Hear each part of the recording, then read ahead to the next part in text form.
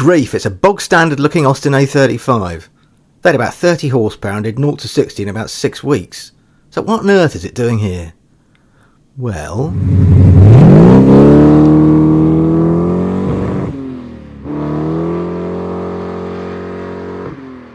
It's a bit of a hooligan's car, isn't it? A bit.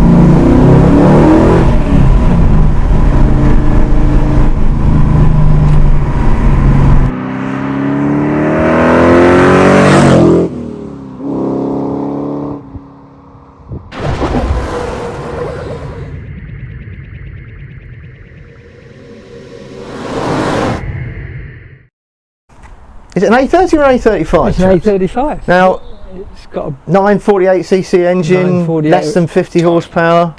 What am I doing here? A35, what am I doing here? A35 is supposed to have 35 horsepower. 35? But it only ever had 34. It ran alright though when we got it. Oh yeah. But But it's not 948cc anymore, is it? No. What is it, Rob? It's a 4948. 4948? Or 302 in real money. Before we delve deeper into this fantastic car, I want to tell you about a great bit of kit I've just fitted to my daily driver. It's the latest Viofo dash cam. Do you remember that old CCTV footage you used to see on TV shows like Crime Watch? It was so blurry you couldn't work out whether it was a bloke or a woman in the shot, let alone who they were. The same is true of dash cams. Unless you've got one that gives you clear footage, it's really of no use to you at all. That's where this new Viofo dash cam comes in. It records in 4K and it's got a genuine Sony sensor in it, so it can record in poor light without any problem. Everything you need is included in the package, and from opening the box to having it up and running like this took me less than 10 minutes. The Viofo's Wi-Fi 6 connectivity means you can download videos very quickly indeed, and the included data cable means you can download the entire contents of the camera in seconds. The Viofo has built-in GPS, so speeds and locations are automatically recorded, and it even detects accidents when you're not in the car. If it senses movement while the car is parked, it'll instantly start recording. Better still, during the Christmas period from December the 5th to the 19th, this Viofo dashcam is reduced from $190 to just $159.99. That's about £120 and a 16% saving on the regular price. Just go to the web address on your screen to protect you and your car. Clear video footage can very much simplify any kind of insurance claim in the unfortunate event of an accident. Now back to that Austin.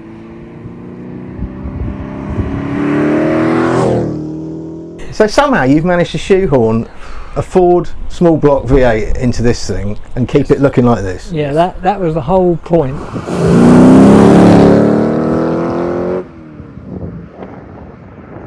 Keep it looking as standard as possible, so no louvers and God knows what. And this was Rob's idea on a beer mat. Well, so alcohol was involved in this decision? Yeah, obviously. I just received the "Can you do this?" phone call. Yeah, well, yeah. The story is that my best pal Chris and we were looking for a project, and Chris one night says, "I do miss my Uncle Sid." I said, "What, Uncle Sid?" He says, "Yeah, I learned to drive on his A35." I said, "A35?" I said, "We're going to have an A35. We're not going to have an A series in it for a start." And that sort of led to, well, I wonder how big an engine we could get in it. And then we had actually got a spare 302, which we knew was good. As you do. And they had a special offer at Asda that weekend, did they, from 302s? Right, yeah. So essentially, and we'd known Nick, and we spoke to lots and lots of people, all of whom said, "You must be joking, you are crazy, this is just not possible."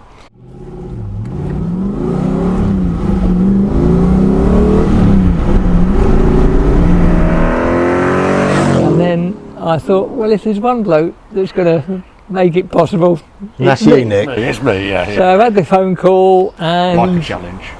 And it sort of went, well, let me think about it, and we both sort of batted ideas backwards and forwards from MX-5s to 3 Series Beamers, and then you came back and said, to acquire a Lotus XL. We're going the wrong way here, lads. We need a chassis. A 302 would tear an A35 body to pieces. So this was a monocoque, wasn't it, originally? Yeah. So now it's got a Lotus XL chassis. Yeah. Yes. Although obviously considerably shortened and narrowed. Yeah. And a roll Yes. cage. I think I took about 3 foot out of the width and about It was 4 something Yeah, feet I out of thought, the it, length. I thought it was 15, 18 inches Wow. out of the Something length like and 8 inches, 9 inches out of the width. It was a lot. Yeah, but I had to lose more than that Yeah. because the wheels. Yeah. That's why I had to No use these flared wheels, you see, arches. to move the wheel, because it can't have flared arches. It's Okay. got to look standard.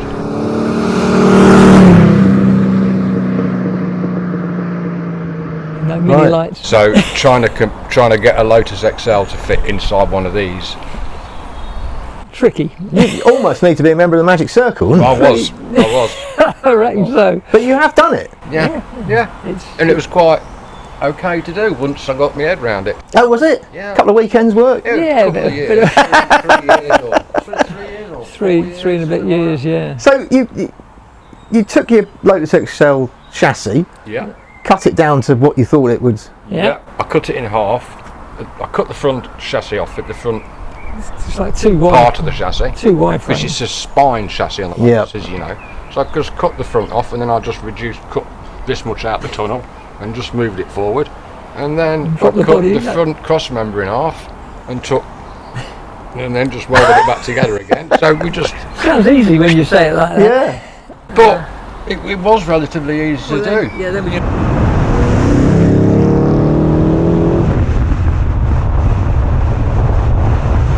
drop the body over and it's, yeah, that fits.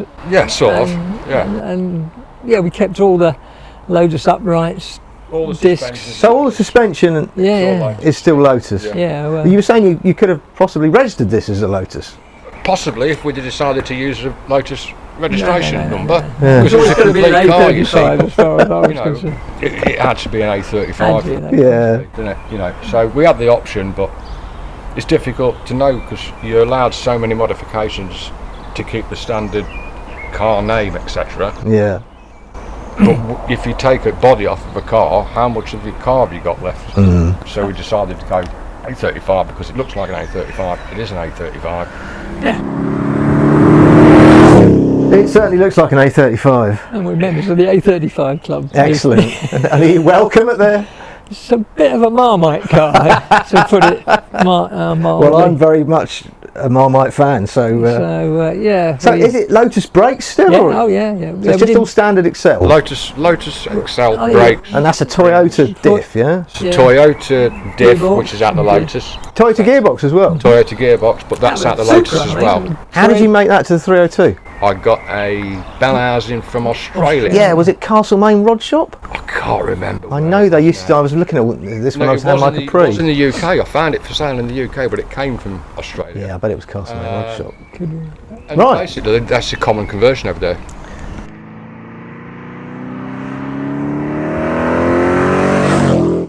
I guess so. It's a Super gearbox and a Ford 302. Yeah. And then what was it? That's the way it happened. It was a helix clutch we used in the end. We just used a helix clutch, yeah, on the 302. There's a bit of modification had to go on with the release bearing, etc., etc. Yeah, Pretty straightforward conversion, really. yeah. Because we, Of course it was, Nick. Well, it was either that or fit the American gearbox. Yeah. Oh, the T5 and all that stuff, yeah. no. I don't like Tremec gearboxes, really. So, but you know, we had a gearbox, so we thought we'd use the gearbox. Use the gearbox, yeah, fair enough. And what have you done to the 302? Because obviously it wouldn't make enough power standard to move an A35, would it? So, the Edelbrock. It's got Edelbrock Edelbrock heads kit. on it. alloy heads, or the Yeah. It's got Edelbrock in that manifold. Um, Speed Demon carburetor. yeah, it's got a different cam. Different cam, yeah. Roller rockers. Yeah. So it's probably about 300 horsepower then. Yeah, well, Well, the engine came out with reckon the it's- GT40. That engine did. They reckon that kit puts 330.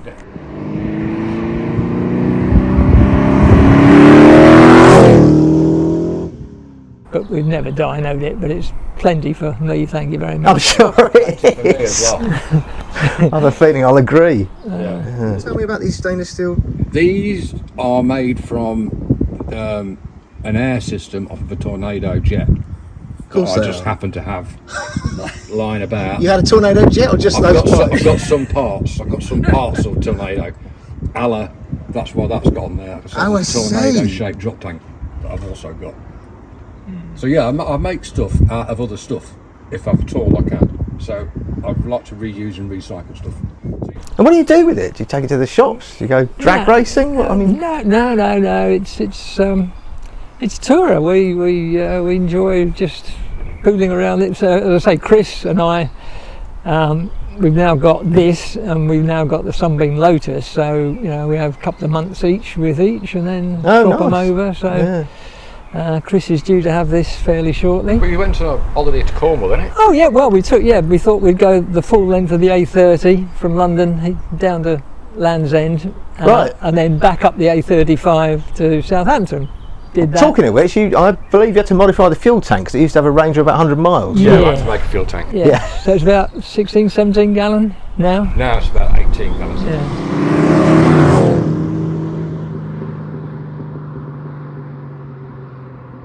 Is it a limited slip diff? Yes. So do you have any idea, sort of 0 to 60 times or anything like that? I reckon it's about 4.5. 4.5 seconds to 60 in an A35. If you change gear quick enough, but you needn't bother using first gear. No, forget first. Right.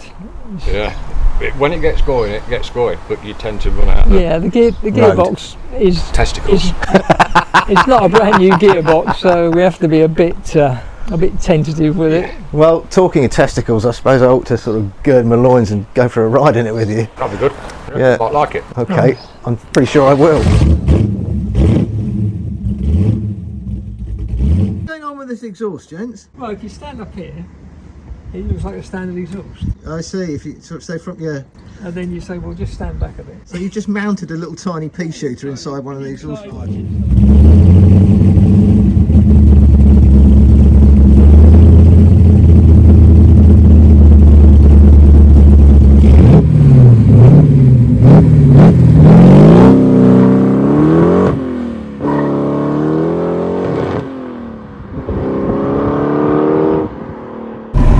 Hooligan's car, isn't it?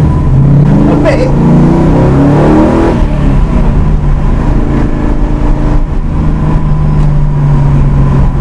Yeah, it's not very A35 like, is it? Not really. It still looks like one, doesn't it? Yeah, looks like one. That's the whole beauty of it.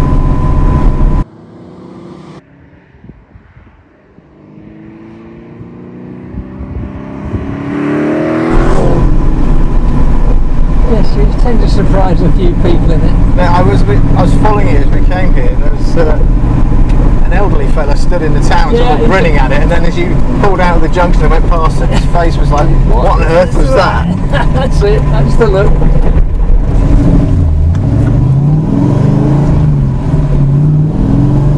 It's like a remix, isn't it? It's the visuals and the audio track. Yeah, completely wrong. Yeah. Jekyll and Hyde.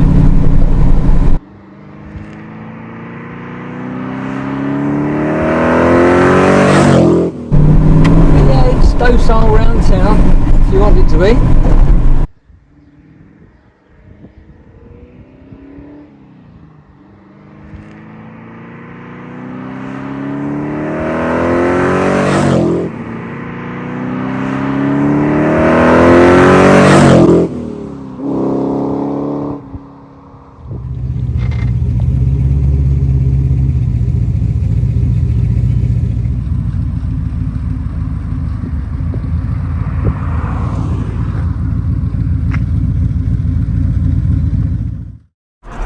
Well, thanks, Rob. That's brilliant. You're very welcome. It's my pleasure.